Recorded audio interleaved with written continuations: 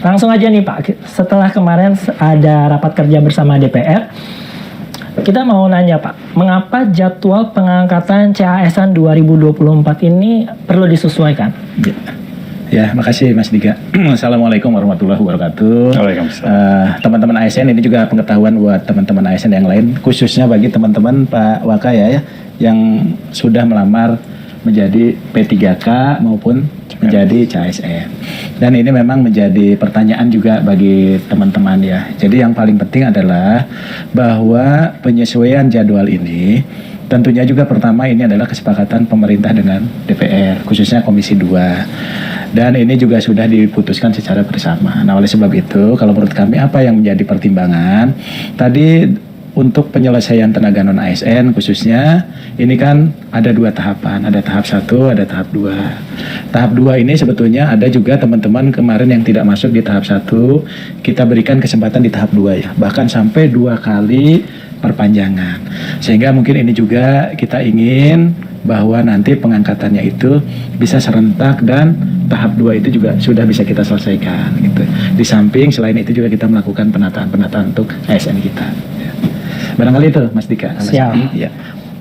Pak Yomo, Pak Aba, ini di masyarakat Indonesia ada kekhawatiran bahwa penyesuaian jadwal pengangkatan ini bisa menimbulkan ketidakpastian status kelulusan seseorang.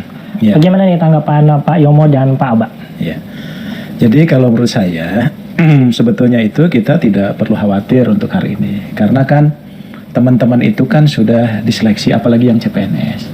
Jadi bagi mereka yang sudah dinyatakan lulus, SKB, SKD, SKB gitu ya, dan kemudian juga sudah diumumkan mereka lulus ya, mereka tetap aman posisinya gitu ya. Jadi tetap kepastian untuk diangkat itu sudah pastilah ya.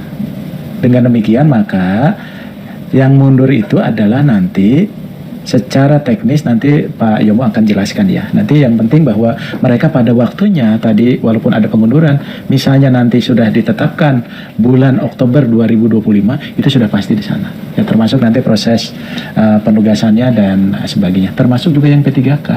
P3K apalagi polanya kan dengan CPNS berbeda ya. Jadi mereka terdata dalam database, mereka mendaftar, pasti kepastiannya itu pasti ada. Nah, justru itu untuk menjamin kepastian mereka aja. Cuma ya tadi harus bersabar sambil nunggu teman-teman yang lain, kurang lebih begitu. Pak Yomo gimana Pak? Ada yang mau ditambahkan? Ya, saya tambahkan. Assalamualaikum rekan-rekan semua. Jadi hasil kesepakatan antara pemerintah dengan DPR bahwasannya untuk pengangkatan CPNS dan P3K itu memang disesuaikan untuk CPNS 1 Oktober 2025, P3K-nya 1 Maret 2026. Jadi sebetulnya salah satunya kenapa harus disesuaikan, saya ingin cerita. Jadi selama ini TMT pengangkatan CPNS maupun P3K itu tidak sama antara instansi satu dan instansi yang lain. Sehingga ada yang sudah bekerja karena usulan dari instansi itu cepat, ada yang belum. Ya, karena memang belum ditetapkan SK-nya. Nah, kita tidak ingin terjadi seperti itu. Kalau bisa, mereka yang melamar untuk formasi tahun 2024 ini, diangkatnya juga harusnya sama, bekerja sama, mulai diangkat sama, mulai digaji sama. Sehingga kemarin disepakati bahwasannya untuk CPNS itu nggak ada lagi TMT yang berbeda-beda, yaitu disepakati 1 Oktober 2025. Nah, tinggal kita nanti membuat roadmap-nya secara teknis bagaimana supaya mereka yang kemarin dinyatakan lulus itu bisa bareng diangkat oleh PPK-nya masing-masing di TMT yang sama. Itulah salah satu kenapa kita tidak ingin itu berbeda-beda. Itu Mas. Jadi untuk rekan ASN jangan khawatir ya Pak, jangan cemas. Selama dinyatakan lulus pasti akan diangkat. Di bulan Oktober 2025 untuk CPNS dan Maret 2026 untuk PPPK.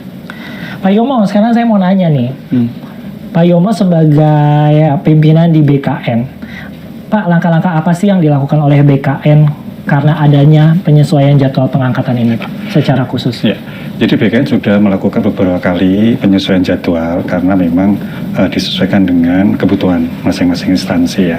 Pasti tadi disampaikan oleh Pak Deputi, seleksi administrasi, seleksi kompetensi dasar, seleksi kompetensi bidang itu sudah diselesaikan semuanya. Sehingga mereka yang dinyatakan lolos 3 seleksi itu berhak untuk diangkat menjadi CPNS maupun P3K.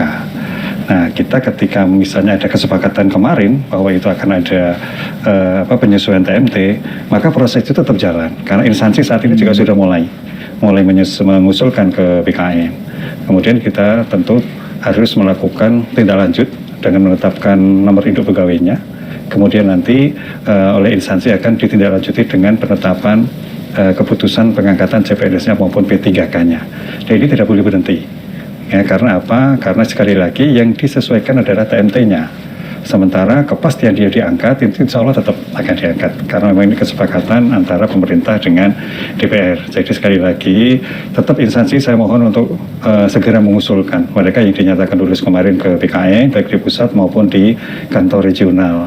Nah, kita berharap proses ini nanti tidak terganggu pada saatnya di 1 Oktober itu semuanya sudah bisa diangkat, sudah bisa bekerja, sudah bisa digaji. Tapi kalau misalnya kita mundur karena ini masih TMT masih lama, kemudian instansinya mulai mengundurkan pengusulannya, ini tidak bagus. Khawatirnya malah nanti melompat di 1 Oktober. Tetap jalan saja. Gitu, Mas. Aba, banyak nih komentar-komentar di media sosial yang mengatakan mungkin case by case ya Pak ya.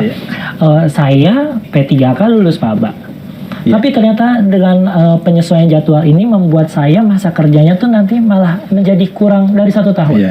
Gimana Pak Aba menanggapinya? Ya, makasih. Jadi ini juga satu kekhawatiran ya. Jadi ini dengan proses kebijakan ini, tadi dampaknya teman-teman yang kontraknya 1 tahun gitu, sehingga dianggap khawatir tidak memenuhi syarat. Nah, dengan kebijakan teknis nanti di BKN, di Pak Wakil Kepala BKN nanti mungkin bisa menambahkan, itu bagi teman-teman yang masih memiliki masa kerja kurang dari 1 tahun, itu tetap bisa diangkat.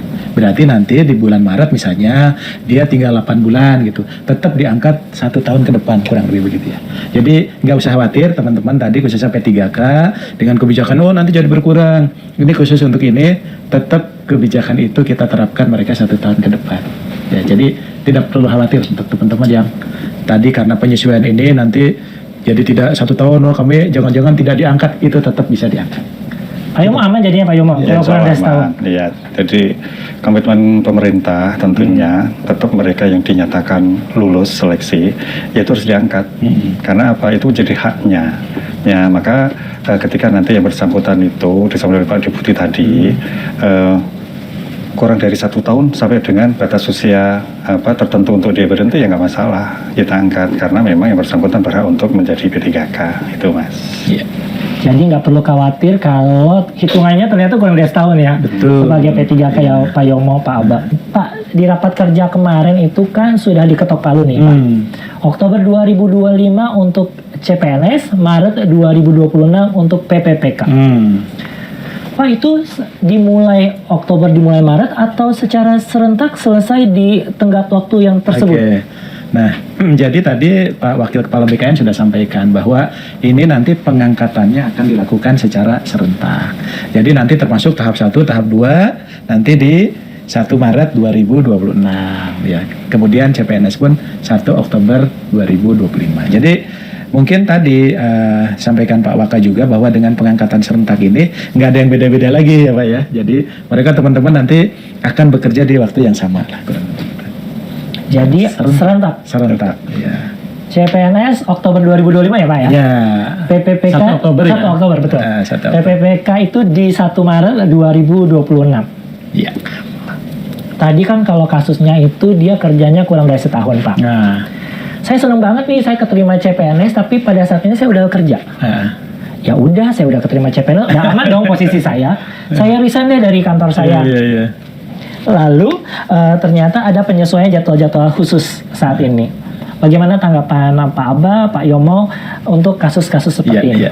Jadi kita juga dapat masukan lah ya, kita anggap dari teman-teman bagaimana ketika ketemu tadi saya sebetulnya sudah bekerja di instansi lain atau di instansi swasta lah gitu ya. Karena memang ada kewajiban dia keluar karena memang sudah ada jadwal tadi lalu saya keluar. Lalu ini ada waktu. Nah, kalau menurut kami ya kita positif ya Pak Waka ya bahwa ini kesempatan bagi para pembina kepegawaian khususnya ya di biro-biro kepegawaian. Ini ada waktu nih teman-teman bisa untuk belajar, berinteraksi, berkoordinasi dan sebagainya gitu. Nah, oleh sebab itu mungkin bisa memanfaatkan waktu ini Pak Ya, khususnya nanti Pak Waka juga berencana akan koordinasi dengan biro-biro kepegawaian ya Pak, dengan biro-biro SDM supaya bagaimana nanti waktu luang ini bisa dimanfaatkan juga untuk pembinaan, untuk juga meningkatkan pengetahuan ketika mereka dengan berbagai latar belakang kemudian akan masuk ke birokrasi dengan budaya birokrasi, budaya berakhlak dan sebagainya. Nah itu nanti mungkin yang perlu disosialisasikan kepada teman-teman, walaupun kami bisa memaklumi juga ya, mungkin ada juga Pak Waka yang sudah berkeluarga barangkali ya kita memaklumi juga, tapi ini proses ini mungkin bisa dimanfaatkan juga untuk bagian dari pembelajaran ya terhadap ketika mereka masuk ke birokrasi kita. Mungkin dari kami Pak. Pak Yomo gimana Pak tanggapannya Pak? Sebetulnya kita ingin juga ya ketika seseorang itu nanti di 1 Oktober CPNS, ini khusus CPNS karena kalau P3K kan sudah bekerja ya di lingkungan instansi pemerintah, dia tahu masalah birokrasi. Nah mereka yang melamar CPNS itu kita pengennya itu langsung sudah move on. Dia yang biasanya dulu di dunia swasta itu mungkin agak berbeda, maka sambil menunggu 1 Oktober itu diberikan pembekalan. Ya, pembekalan itu apa itu birokrasi, kemudian ketika dia melamar suatu jabatan, besok apa sih yang harus saya kerjakan. Jadi tidak ada waktu yang membutuhkan waktu lama belajar dulu, itu menurut saya terlalu lama sehingga tidak move on. Udah dibekali aja.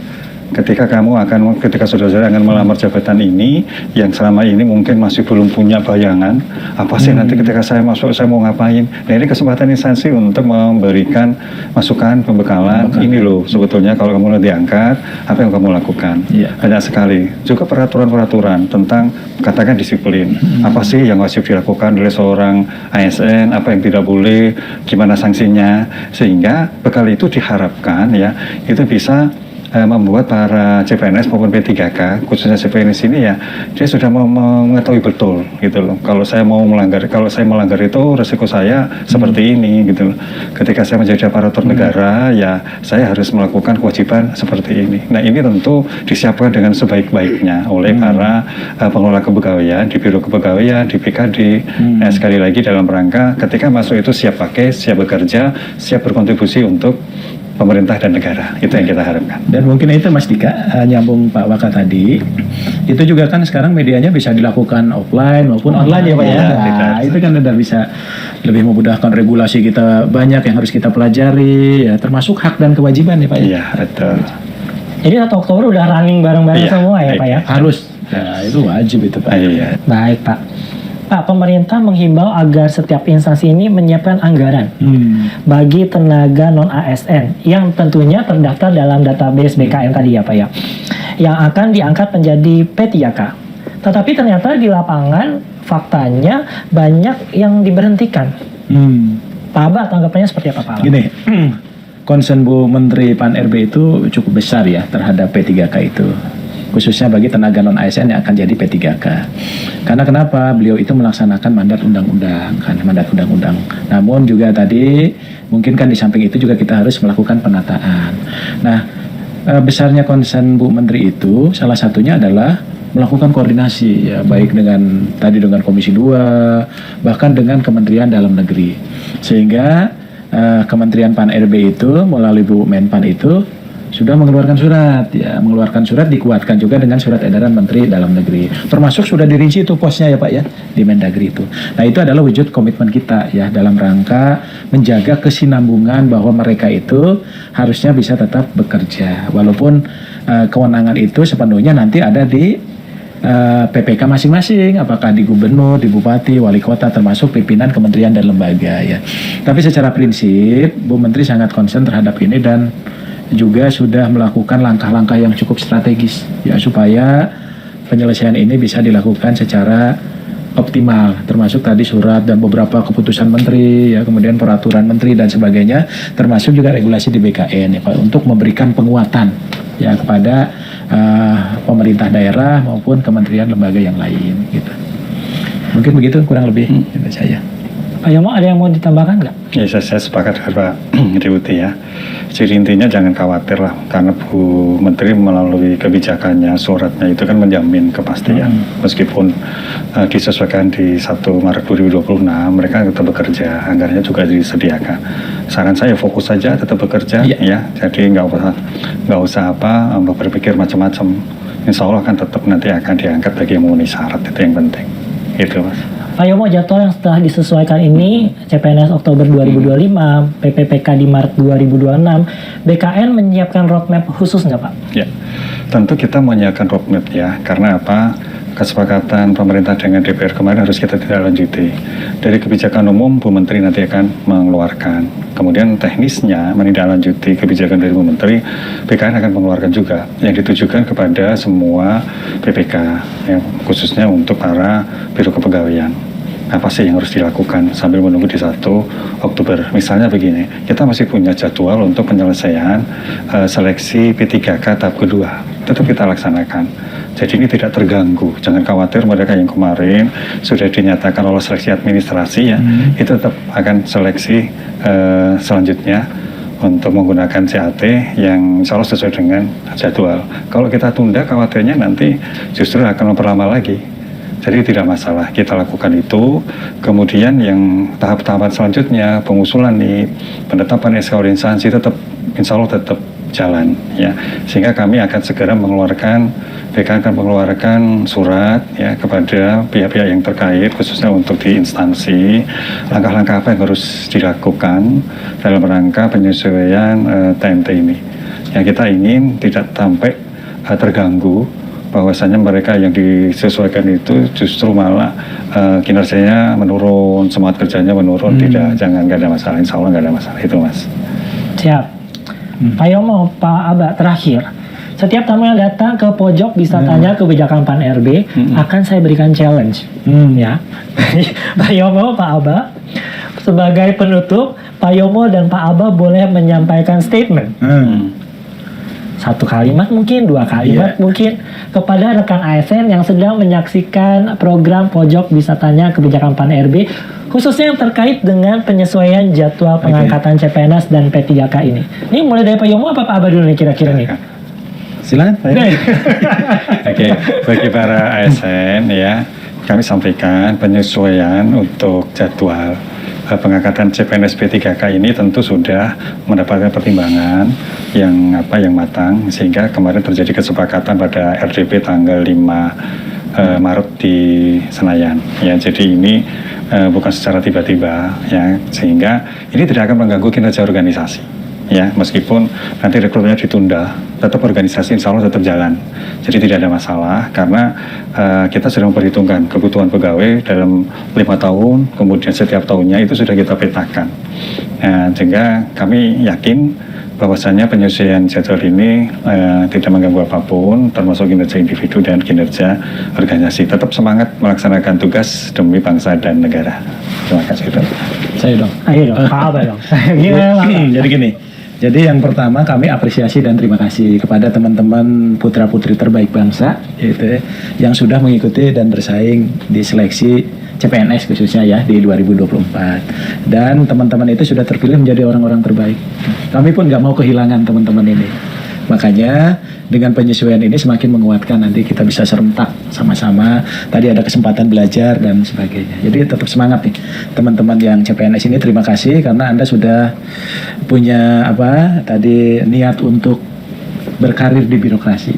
Karena kita memang butuh mereka, orang-orang hebat ini. Jadi tinggal menunggu saja ya. Nah, yang kedua juga bagi teman-teman yang tadi pegawai non ASN yang diberikan kesempatan sudah mengabdi bertahun-tahun untuk bangsa dan negara. Tentunya ini juga wujud komitmen pemerintah termasuk dengan DPR memberikan apresiasi ke teman-teman yang sudah mengabdi itu Pak. Ada guru, ada tenaga kesehatan, ada tenaga teknis lainnya. Dan tentunya dengan komitmen itu tidak perlu khawatir, tadi disampaikan juga oleh Pak Waka. Jadi saya yakin pemerintah dan DPR tidak punya niat lain ya, kecuali memberikan kepastian, tapi juga penataannya juga berjalan, semua jam bisa berlaku dengan adil, dilakukan secara serentak, nggak ada beda-beda, dan dilakukan secara berbarengan. Dan ini menjadi komitmen BKN loh tadi, bahwa ini akan kita selesaikan secara sama-sama 1 Oktober CPNS, kemudian 1 Maret untuk P3K di 2026. Jadi kami sih ingin menyampaikan selamat kepada teman-teman dan tidak perlu khawatir, mudah-mudahan dengan diskusi kita ini, kekhawatiran itu Mas Dika ya, itu juga bisa terjawab. Dan ada kekhawatiran tadi, jangan-jangan nanti kami akhirnya tereliminasi gitu ya. Nggak ada, jadi mudah-mudahan tetap bisa berjalan dan kami menunggu dedikasi dan kinerja teman-teman nanti di birokrasi kita. Mantap. Terima kasih.